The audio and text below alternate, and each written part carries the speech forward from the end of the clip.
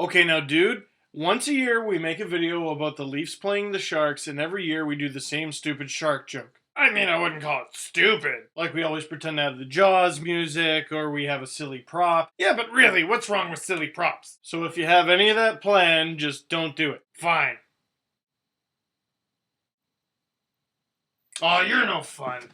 My name's Steve Dangle, and I don't like fun. Leafs lose 3-2 to the San Jose Sharks, and I don't often say this after a loss, but good effort. Hey, you know what? If you're a professional athlete, losing is never acceptable, but heading into this game, if you told me the Leafs were only going to lose 3-2 to the Sharks, I'd take it, because Christian Hansen had a fantastic game at both ends of the ice against Ottawa. Freddie Sjostrom has given the Leafs a huge kick in the pants on the penalty kill and has made the third line legitimate. And neither of them played against the Sharks because they had the flu. So who did the Leafs call up? Andre DeVoe, who does have NHL experience, but not a whole lot, and he hasn't played in the NHL for a while. And none other than Toronto's first round pick, 7th overall at the 2009 NHL entry draft, Nazem Kadri, in his first career NHL game. Now my first thought, wow, that's awesome, he gets to play his first NHL game. My second thought, too bad it's against the Sharks. But while Nazem wasn't a superstar out there, he certainly didn't look out of place. He made a couple passes and a couple rushes maybe he shouldn't have, and he didn't do very well in the faceoff circle at all, winning only 2 of 13. But he played 17 minutes and 26 seconds and almost helped set up a couple goals. And let's not forget, 19 years old, first career NHL game, and he's getting a regular shift on the Leafs power play. More on Nazem in a minute. Tyler Bozak scores after Pony grinds along the boards and Kessel gives him a beautiful setup, 1-0 Leafs. Speaking of faceoff struggles, Bozak had none of them last night, going 17-6 in the circle. And all of a sudden, the Leafs are beating the Sharks. But not so fast, the Sharks come back and they score on the Leafs to tie it up, ending J.S. Jaguar's shutout streak as a Leaf at over 140 minutes. He let in a goal, that's it, put him on waivers, trade him for Raycroft. And the Sharks score not long after that to get the lead. But you know what? The Sharks have the second most potent offense in the league, and they have 3 of the league's top 10 scorers in Patrick Marleau, Danny Heatley, and Joe Thornton. Also, don't forget Danny Boyle, another member of Canada's Olympic team, and Evgeny Dubakov from Russia with Love. But Phil Kessel scores on the power play. He gets the rebound off a Dion Phaneuf point shot. Get used to me saying that in these videos.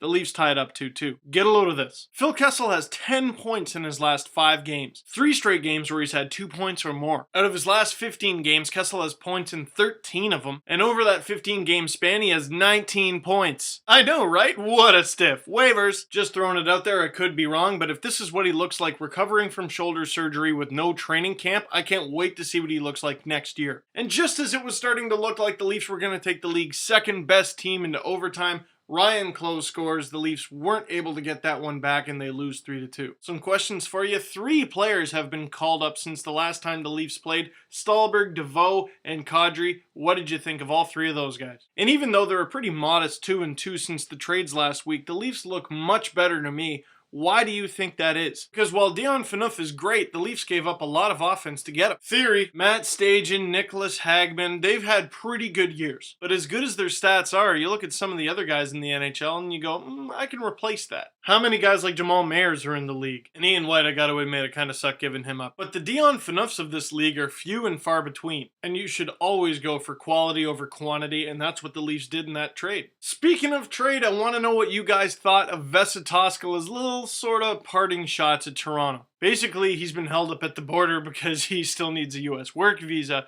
but someone asked him about, finally getting his new equipment. And he said he wants to get it soon because he wants to, wash all the blue and white out. Wash the blue and white out? I thought Mika Kiprasov, Nicholas Backstrom, and Antero Niedermacky did that for him. But in a way, this says to me that Vesa checked out of Toronto before he was actually traded. But also, can you blame the guy for what he said? Because his time in Toronto was a nightmare. And lastly, to do with this actual Leafs game, Leafs TV has a little thing called Nas Tracker. Let me give you some Nas tracking stats. Playing for the London Knights in the Ontario Hockey League, Nazem Kadri has points in 16 of his last 18 games. And he has 38 points in that span, which has helped him get to 9th in OHL scoring so far. Which is amazing to me because at the beginning of the season, he wasn't even in the top 50. And out of all the players in the top 10 in OHL scoring, Nazem Kadri has played the least games, so he may climb further still. And very last but not least for this video, one sec.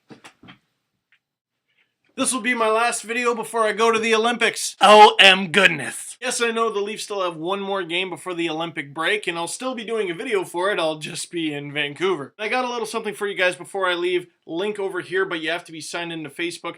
Nike is doing something pretty cool. Basically, Jerome McGinley from the men's hockey team and Jillian Apps from the women's hockey team talk about destiny, forcing fate, and what it's like right before the game. Well, if you go to the link over here, you can actually add to their video and put in your own thoughts. But do it quickly, you don't have a lot of time. But for now, I don't want to get these clothes dirty just yet. Add me to Leaf Space Facebook and Twitter, and I'll see you next time from Vancouver.